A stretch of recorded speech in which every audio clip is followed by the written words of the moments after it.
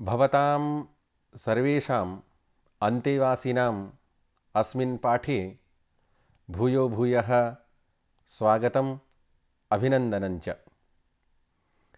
अस्माकम् अयं पाठः वर्तते रघुवंशम्। अत्रापि प्रथमः सर्गः अस्माकं पाठ्यक्रमे वर्तते। इदं रघुवंशं महाकाव्यं वर्तते। अस्य रघुवंशस्य के पाठनीयाः विषयाः वर्तन्ते तान् विषयान् अहम् इदानीं भवतां पुरतः ब्रवीमि।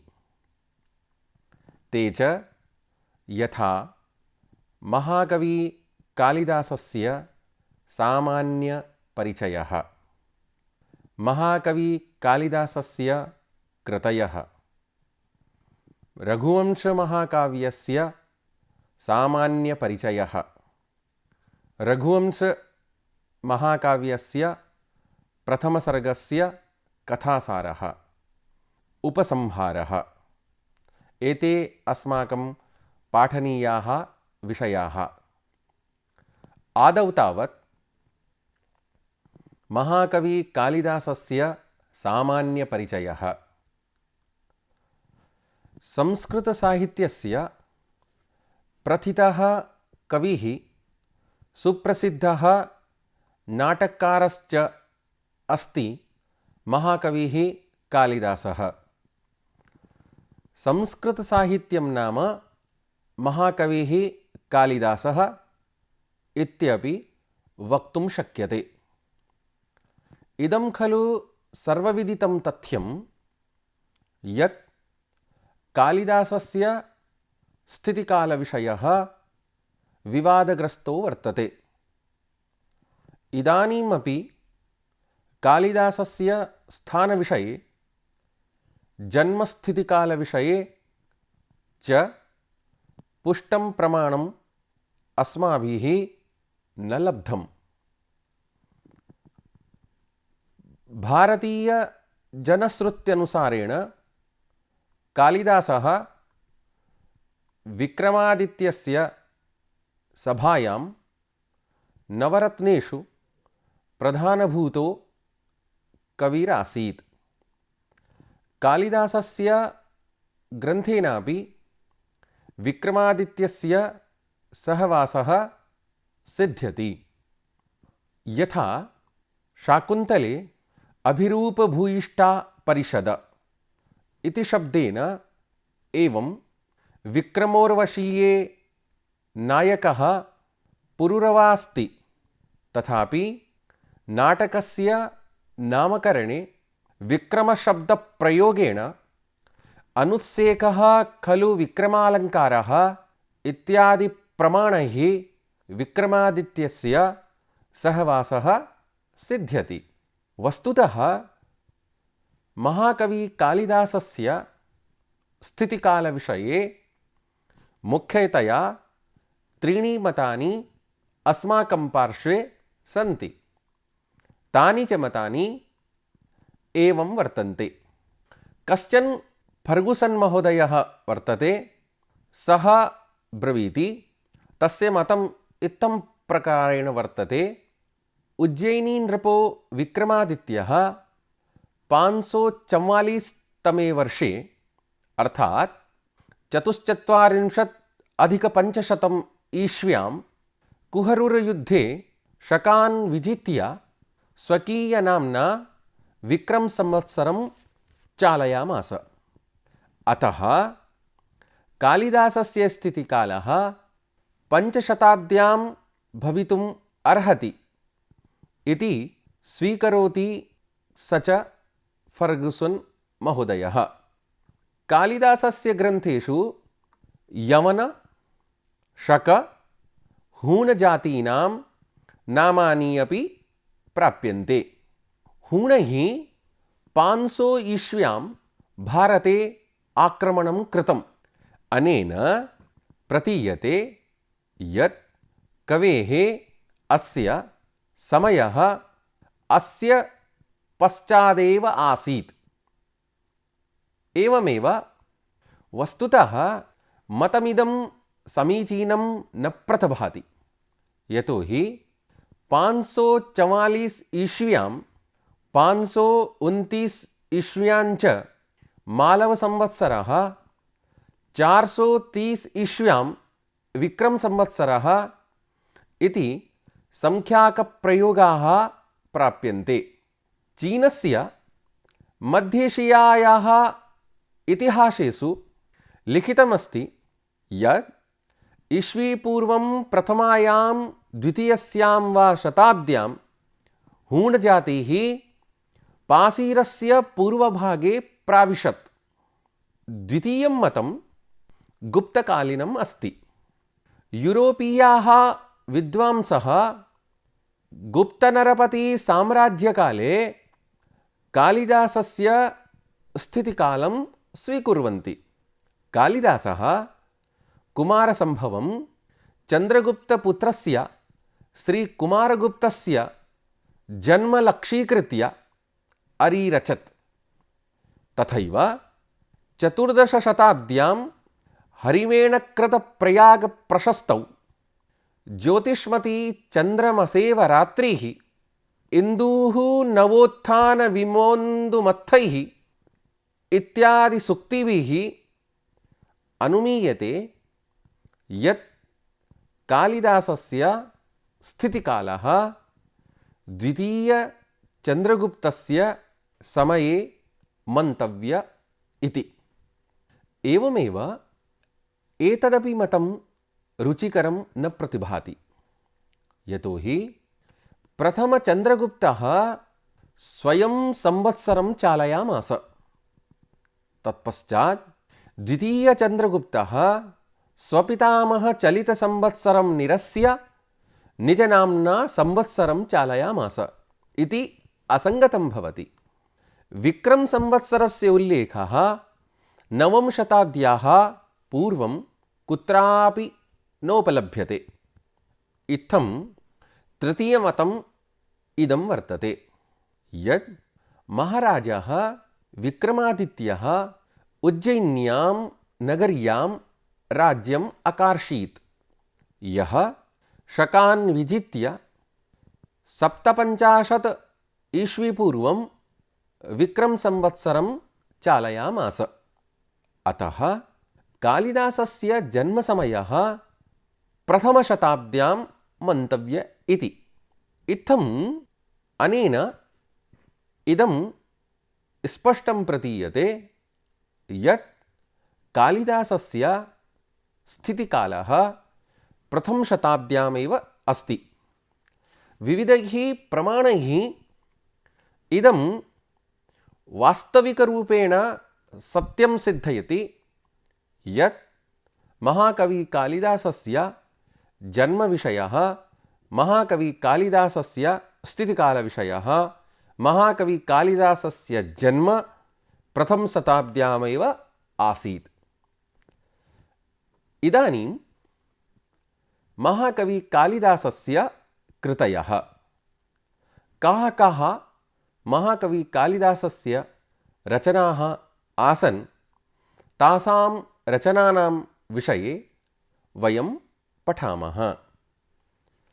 महाकविकालिदासस्य आहत्य 7 रचनाः सन्ति।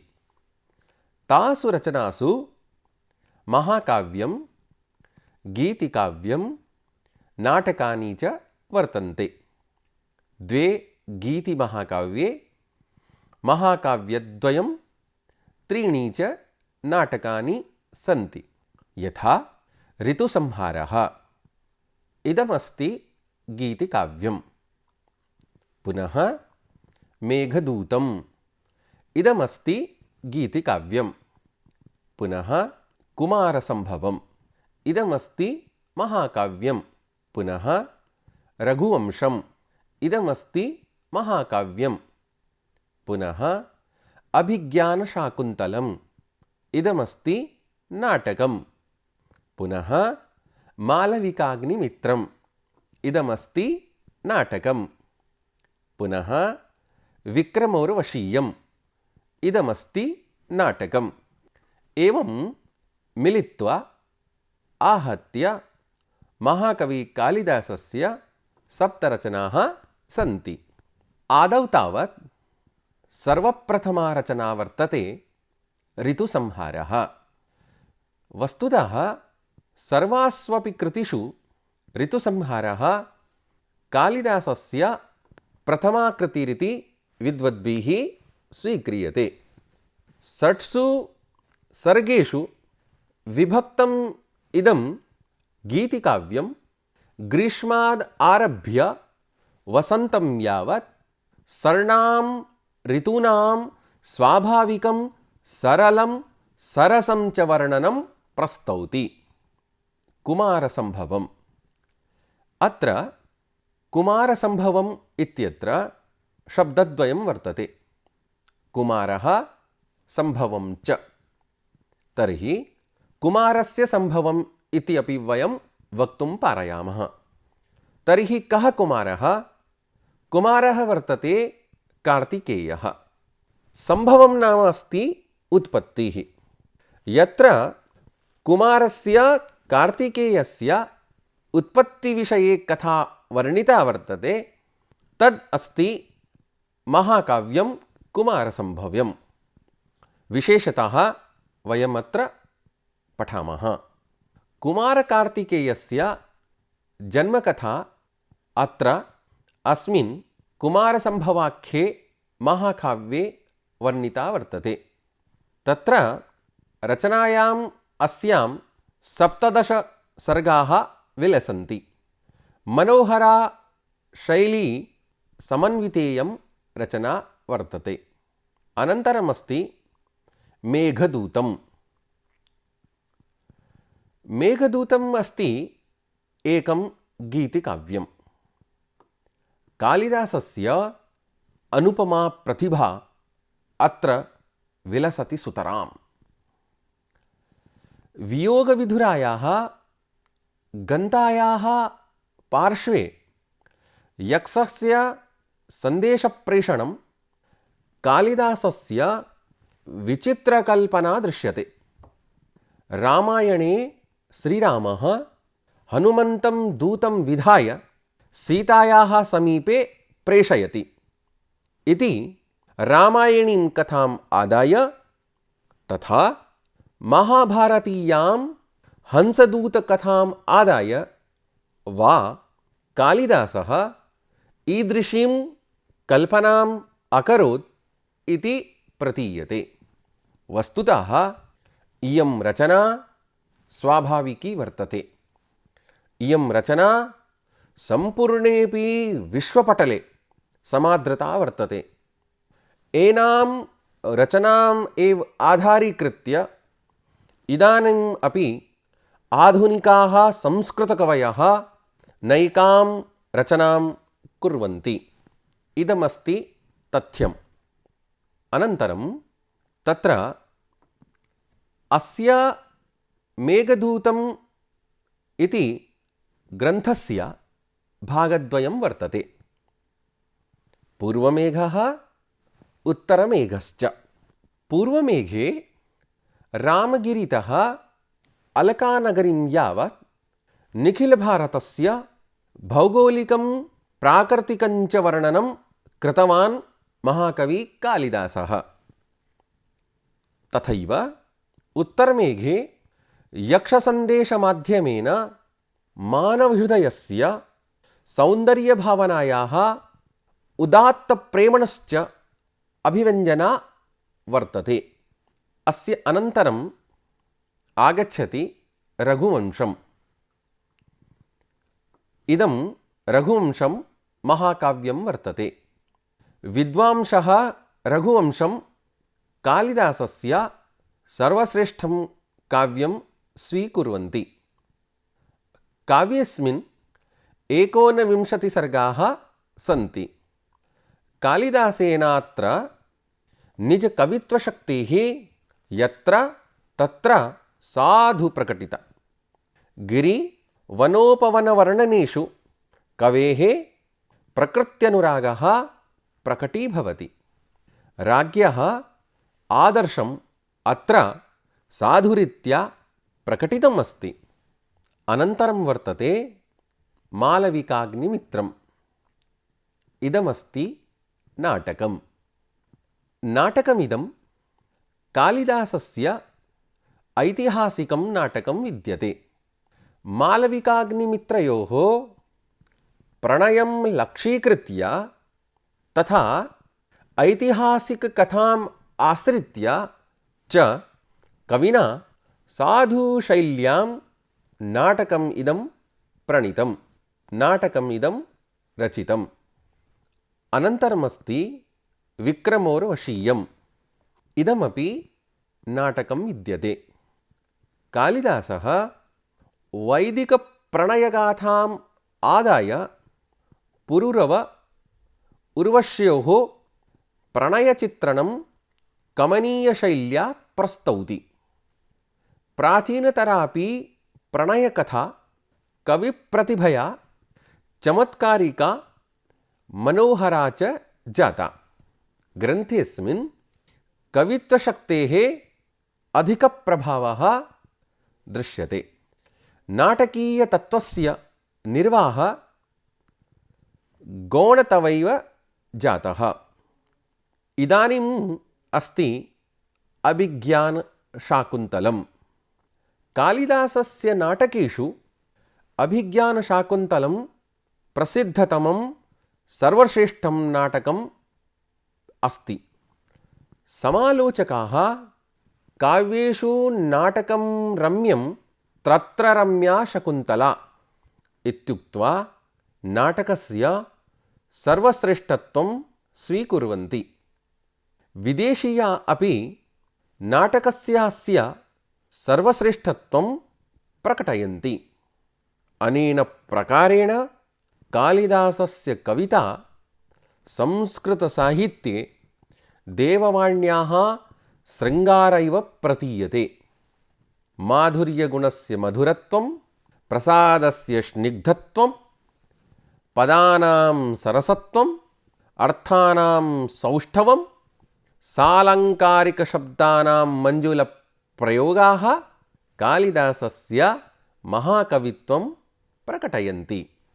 इत्थं कालिदासः संस्कृतसाहित्ये नक्षत्रमिव प्रकाशते नितराम् इति वयं साभिमानेन वक्तुं शक्नुमः। इदानीं वयं रघुवंशमहाकाव्यस्य सामान्यपरिचयः इत्यस्मिन् विषये पठामः। किमस्ति रघुवंशमहाकाव्यस्य सामान्यपरिचयः? इदानीं भवतां पुरस्तात् वर्तते। इदं महाकाव्यम् अस्ति। वस्तुतः इदमस्ति महाकाव्यम्। अस्मिन् महाकाव्ये तत्र 1569 श्लोकाः सन्ति। अर्थात् आहत्य 1569 श्लोकाः सन्ति। सूर्यवंशस्य नृपाणाम् अत्र वर्णनं प्राप्यते। दिलीप, रघु, अज, दशरथ, राम, कुशादीनाम् अत्र वर्णनम् अकारि। अस्य सन्देशः वीरता, तपस्या च राजवंशानां मूलभूते द्वे आवश्यके। एवमेव तत्र रघुवंशस्य प्रथमसर्गस्य कथासारः। कविकुलशिरोमणिः महाकवि कालिदासः आदौ पार्वतीपरमेश्वरौ प्रणम्य रघुकुलस्य वर्णनम् आचरति। भगवतः सूर्यस्य पुत्रो मनुः सूर्यवंशस्य प्रवर्तकोऽभूत्। तस्मिन्नेव सूर्यवंशे बुद्धिमान् प्रजावत्सलश्च नृपो दिलीपोऽभूत्। राजा दिलीपः निसन्तानयुतः आसीत्। तस्मात् सः प्रतिदिनं दुःखी एव तिष्ठति स्म। एकस्मिन् दिवसे स्वकीयं राज्यभारं समर्प्य सुदक्षिणया सह कुलगुरु महर्षि वसिष्ठस्य आश्रमं प्रति सः दिलीपः प्रस्थितवान्। गच्छता मार्गे तत्र वसुन्धरां विलोकयतः, वनसुषमां विलोकयतः, कमलयुतं सरोवरं च दृष्टवतः, हरिणादि पशुपक्षीणां मनोहरां वाणीं श्रुतवतः, स्वकीयां ग्रामीणप्रजायाः उपहारं स्वीकुर्वतः सायङ्काले ऋषिभिः युते गुरोः वसिष्ठस्य आश्रमं राजा दिलीपः सम्प्राप्तवान्, समागतवान् इति। आश्रमे सम्प्राप्य एव सभ्याः राज्ञः दिलीपस्य स्वागतं चक्रुः। राजा दिलीपोऽपि अरुन्धती सहितं गुरोः दर्शनं चकार। प्रणामपुरस्सरं गुरोः आशीर्वादञ्च प्राप।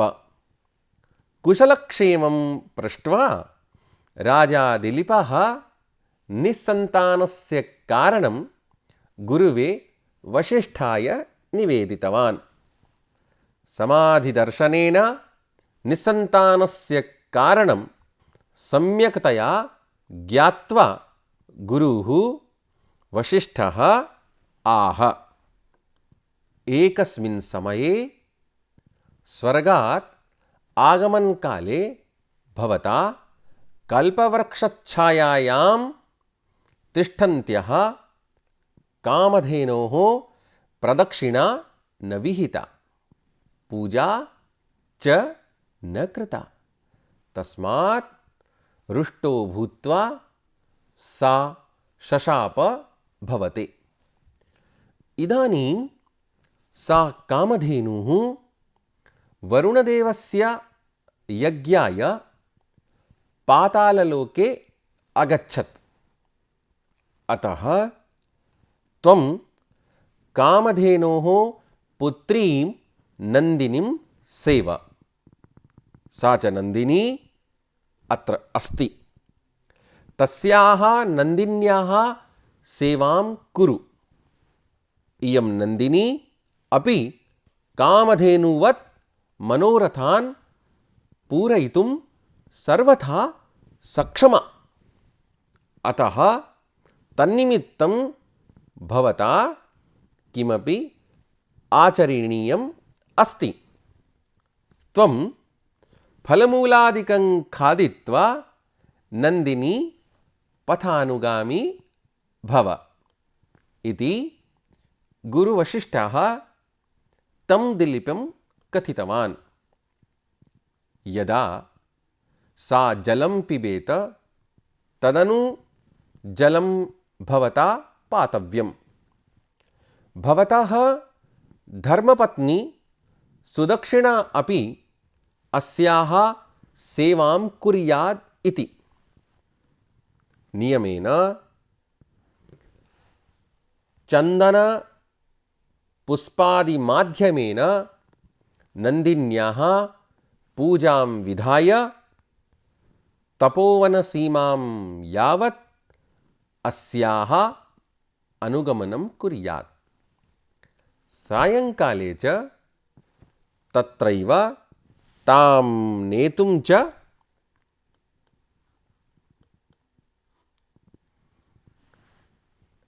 गच्छेत् इति। यावत्पर्यन्तं सा प्रसन्ना न भवेत् तावत् सेवाकार्यं प्रचलेत्।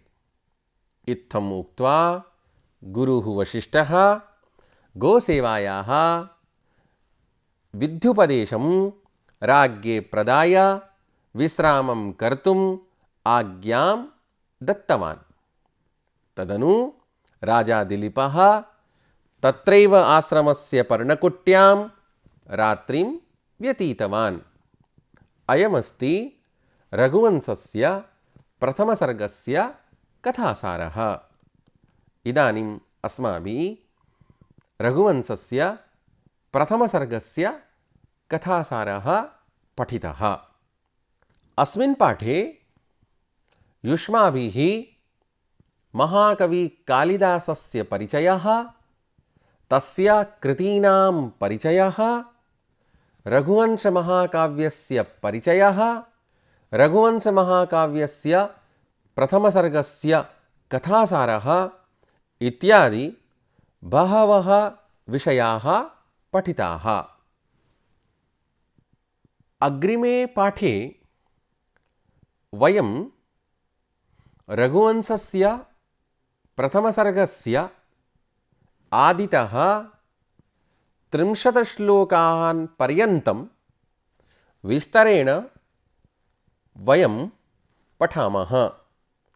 तत्रापि रघुवंशमहाकाव्यस्य किं मङ्गलाचरणम्, अनन्तरं रघुवंशमहाकाव्यस्य कथा कथं शनैः शनैः वृद्धिं गच्छति इति वयं सर्वम् अपि विषयः विस्तरेण पठामः।